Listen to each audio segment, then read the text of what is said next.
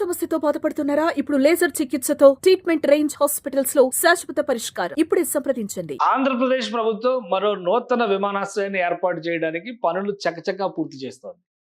గతంలో వినిపించినట్టుగా కుప్పం విమానాశ్రయమా, అనంతపురం విమానాశ్రయమా, ఒంగోలు విమానాశ్రయమా అనుకుంటారా? ఇవేవీ కాదు. నాగార్జున సాగర్లో కొత్త విమానాశ్రయానికి సంబంధించినటువంటి ప్రణాళికని శరవేగంగా రాష్ట్ర ప్రభుత్వం ముందుకు తీసుకెళ్తుంది. గత జనవరి మాసంలో కేంద్ర ప్రభుత్వం నుంచి పౌర విమానయాన శాఖ అధికార బృందం, అలానే ఎయిర్పోర్ట్స్ అథారిటీ ఆఫ్ ఇండియాకి సంబంధించినటువంటి ప్రతినిధుల బృందం, ఈ రెండు బృందాలు కూడా అక్కడ పర్యటించినాయి. ప్రస్తుతం ఎయిర్ స్ట్రిప్ ఒకటి నాగార్జున సాగర్లో పనిచేస్తూ ఉంది. ఈ విషయం చాలా తక్కువ మందికి తెలుసు. అక్కడ పైలట్ ట్రైనింగ్ స్కూల్ కూడా ఒకటి రన్ అవుతున్నట్టు సంకేతాలు ఉన్నాయి. అక్కడి నుంచి అవసరాన్ని బట్టి విమానాలు, చిన్న చిన్న విమానాలకి ట్రైనింగ్కి సంబంధించినటువంటి విమానాల రాకపోకలకు మాత్రమే ఈ ఎయిర్ స్ట్రిప్ ఉపయోగిస్తున్నారు.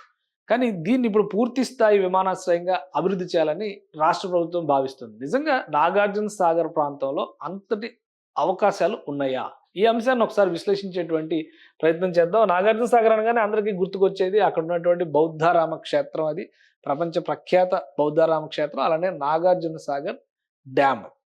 ఇది ఆంధ్రప్రదేశ్, తెలంగాణ రాష్ట్రాల్లో వ్యవసాయానికి జీవనాడి లాంటిది. అలాంటి ప్రాంతంలో ఒక ఎయిర్ స్ట్రిప్ ఇప్పటికే డెవలప్ అయి ఉంది. ఈ ఎయిర్ స్ట్రిప్లో training jets, pilot training jets మాత్రమే పనిచేస్తూ ఉన్నాయి.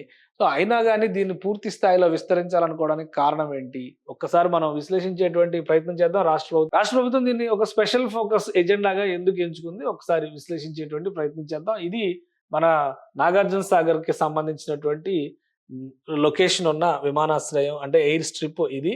అదే సాధారణంగా దేశాల సరిహద్దుల్లో క్షిపణుల్ని పెడతారు. ఆ దేశం మీద ఈ దేశం మీద వేయడానికి అవసరాన్ని బట్టి చూసుకునేటువంటి ఒక ప్రణాళికగా మనం చూస్తాం. కానీ ఆంధ్రప్రదేశ్ ముఖ్యమంత్రి చంద్రబాబు నాయుడు గారు మాత్రం రాష్ట్రాల సరిహద్దుల్లో విమానాశ్రయాలు పెడుతున్నారు. ఎందుకంటే రాష్ట్రాల సరిహద్దు ప్రాంతాలని ఆయా రాష్ట్రాలు ముఖ్యంగా రాజధాని పైన పెట్టినంత ఫోకస్ ఈ సరిహద్దు ప్రాంతాలపైన పెట్టదు. కాబట్టి దాన్ని ఒక అడ్వాంటేజ్గా మలుచుకుంటే ఆంధ్రప్రదేశ్ శివారు ప్రాంతాలు అభివృద్ధి చెందుతాయి అనేటువంటి ఒక ఆలోచన చేశారు. ఈ క్రమంలోనే కుప్పంలో ఈ కొసన ఉండేటువంటి ప్రాంతం కుప్పం, ఇక్కడ ఒక విమానాశ్రయం పెట్టాలనుకున్నారు. ఇక్కడ మీరు మ్యాప్లో చూస్తే కనుక చెన్నై నుంచి బెంగళూరు స్ట్రైట్ లైన్ చూస్తే కూడా కుప్పం నడి మధ్యలో ఉన్నటువంటి ప్రాంతం. అందుకనే కుప్పంలో విమానాశ్రయాన్ని పెట్టడం అనేది కలిసి వస్తుందని చెప్పిన ఆలోచన ఏపీ సీఎం చేశారు. అదే క్రమంలో శ్రీకాకుళం అంచున పెట్టేటువంటి ఒక విమానాశ్రయం కూడా ఇటు ఒరిస్సా, ఆంధ్రప్రదేశ్ సరిహద్దుల్లో ఉండేటువంటి ప్రాంతాల్లో డెవలప్మెంట్కి బీజం వేస్తుందని భావిస్తున్నారు. అదే తరహాలో ఆంధ్ర తెలంగాణ సరిహద్దుల్లో నాగార్జున సాగర్ ఎయిర్ స్ట్రిప్ని పూర్తి స్థాయి విమానాశ్రయంగా అభివృద్ధి చేస్తే కనుక రెండు రాష్ట్రాల నుంచి కూడా ఎయిర్ ట్రాఫిక్ దానికి అడ్వాంటేజ్ అవుతుందని చెప్పని చంద్రబాబు నాయుడు గారు భావిస్తున్నారు. ఆ క్రమంలోనే దీన్ని ఫోకస్ చేశారు. ఇది ఒక ఆంధ్రప్రదేశ్లో మాత్రమే జరుగుతుంది అనుకుంటే పొరపాటు. ఎందుకంటే తెలంగాణ కూడా సేమ్ ప్లాన్ అప్లై చేస్తుంది. ఇప్పుడు మామనూరు ఎయిర్పోర్ట్ వరంగల్లో క్లియరెన్స్ వచ్చింది.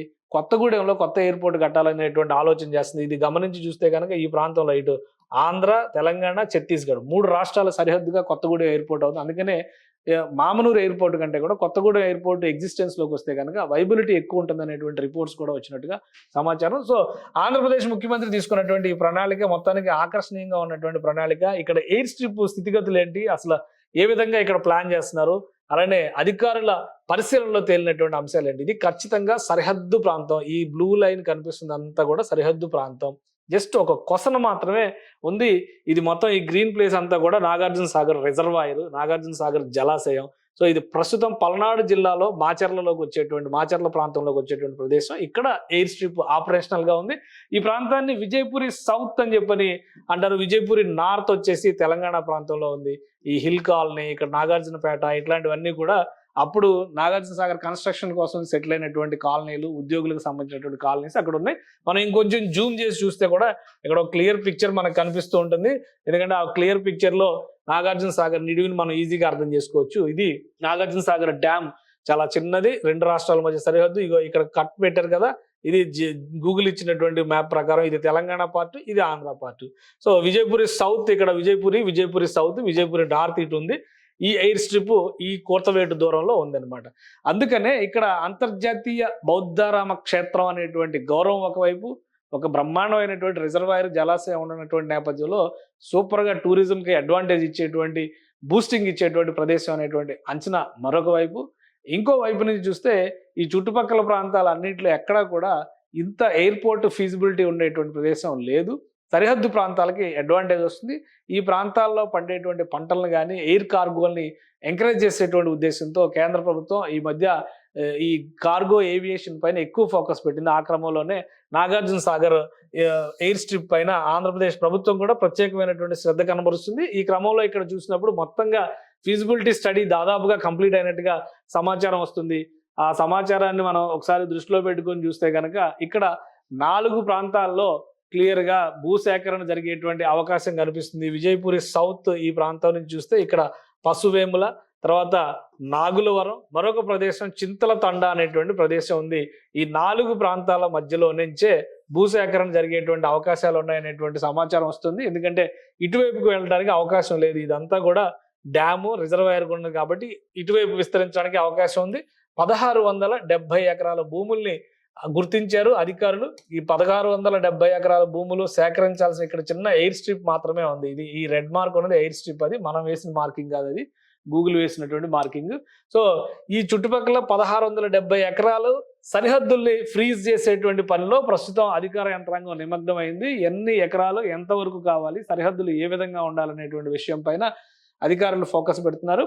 ఆ క్రమంలో ఫైనల్ రిపోర్ట్స్, ఫైనల్ డెసిషన్స్ వచ్చిన తర్వాత భూసేకరణకి రాష్ట్ర ప్రభుత్వం సన్నద్ధమయ్యేటువంటి అవకాశాలు పుష్కలంగా ఉన్నాయి. మొత్తం 4 గ్రామాలు కనిపిస్తున్నాయి. ఇక్కడ చూస్తే విజయపురి సౌత్ ఒక గ్రామం అయితే పశువేముల రెండవ గ్రామం, ఇది పశువేముల. ఇక్కడ చింతల తండ అనే మరొక గ్రామం ఉంది. ఆ చింతల తండ అనేటువంటి గ్రామం కూడా భూసేకరణ పరిధిలోకి వెళ్ళేటువంటి అవకాశం ఉంది. అలానే నాగులవరం అనేటువంటి ఊరు, ఇది 4వ ప్రదేశం. మొత్తం ఈ 4 ప్రాంతాల మధ్యలోనే భూసేకరణ జరుగుతుంది. ఇక్కడ నుంచి గమనించి చూస్తే కనుక ఎత్తిపోతల అనేటువంటి టూరిజం స్పాట్ కూడా ఈ ప్రాంతానికి చాలా దగ్గరగా ఉంది. సో అంటే నాగార్జున సాగర్ దర్శనానికి వెళ్ళాలనుకున్న వాళ్ళకి అందరికి కూడా ఇది ఒక అనువైనటువంటి ప్రాంతంగా మనం చూడాల్సి ఉంటుంది. ఎప్పుడో శతాబ్దాల క్రితం ఆచార్య నాగార్జునుడు విశ్వవిద్యాలయం నడిపినటువంటి ప్రాంతం ఇది. చైనా నుంచి యాత్రికులు వచ్చి, విద్యార్థులు వచ్చి ఇక్కడ చదువుకుని అభ్యాసం చేసినటువంటి సంస్కారం ఉంది. వరల్డ్ హెరిటేజ్ సైట్స్లో కూడా చాలా ప్రముఖమైనటువంటి బుద్ధిస్ట్ హెరిటేజ్ సైట్స్లో చాలా ప్రముఖమైనటువంటి స్థానం పొందినటువంటి ప్రాంతం ఇది. ఈ అంశాలన్నింటినీ కూడా దృష్టిలో పెట్టుకొని రాష్ట్ర ప్రభుత్వం పూర్తి స్థాయి ఎయిర్ స్ట్రిప్ని ఇక్కడ డెవలప్ చేస్తే పర్యాటకంగా ఆ ప్రాంతానికి ఉన్నటువంటి అవసరాల రీత్యా, అలానే కార్గో ఎయిర్ ట్రాఫిక్ రీత్యా సరిహద్దుల్లో ఉన్నటువంటి ప్రాంతం కాబట్టి 2 రాష్ట్రాల నుంచి గుంటూరుకు వెళ్ళేటువంటి ప్రజలు కావచ్చు, అటు నల్గొండకు వెళ్ళేటువంటి ప్రజలకు కూడా ఇది సమీప ప్రాంతం అవుతుంది. కాబట్టి లోకల్ ట్రావెల్కి, అంటే స్థానికంగా జరిగేటువంటి ఎయిర్ ట్రావెల్కి ఇది ఒక అనువైనటువంటి ప్రదేశం అవుతుందని ఆంధ్రప్రదేశ్ ప్రభుత్వం భావిస్తుంది. అందుకనే దీనిపైన సర్వే జరిగింది, అంతా కూడా సమగ్రంగా కంప్లీట్ అయింది. 1670 ఎకరాల భూసేకరణకి రాష్ట్ర ప్రభుత్వం సన్నద్ధమవుతుంది. అధికారులు ఫైనల్ బౌండరీస్ని ఫ్రీజ్ చేసి, బహుశా ఈ పాటికే వాళ్ళు ఫ్రీజ్ చేసి ఇచ్చేసి ఉండొచ్చు, కాకపోతే అఫీషియల్గా లీక్ చేయరు కాబట్టి అఫీషియల్గా వచ్చే వరకు వెయిట్ చేయాల్సిందే మనం. బయటకు వస్తున్నటువంటి సమాచారం ప్రకారం చూస్తే ఈ 4 ప్రాంతాల మధ్యలోనే భూసేకరణ జరుగుతుంది. అతి త్వరలోనే రాష్ట్ర ప్రభుత్వం నాగార్జున సాగర్ ఎయిర్పోర్ట్కు సంబంధించి ఒక అప్డేట్ ఇస్తుంది. ఎందుకంటే అధికారులు ఇచ్చిన నివేదిక ఆధారంగా రాష్ట్ర ప్రభుత్వం ఫస్ట్ నిర్ణయం తీసుకుంటుంది. దాని ప్రకారం అక్కడ భూసేకరణ ప్రక్రియకు సంబంధించి నోటిఫికేషన్ ఇవ్వడము, గ్రామ సభలు నిర్వహించడం, స్థానిక ప్రజలతో మమేకమై మాట్లాడడము, వాళ్ళకి ఇవ్వబోయేటువంటి పునరావాస ప్యాకేజ్, ఇవన్నీ డిస్కషన్ అయిన తర్వాత భూసేకరణ ప్రక్రియ మొదలవుతుంది. ఒక ఎయిర్ కార్గో నడిపేందుకు కావాల్సినటువంటి విమానాలు రాకపోకలకు, ఎందుకంటే ఆల్రెడీ ఎయిర్ స్ట్రిప్ ఉంది కాబట్టి దాన్ని విస్తరించడానికి కావాల్సిన ప్రణాళికను రెడీ చేసుకుంటారు.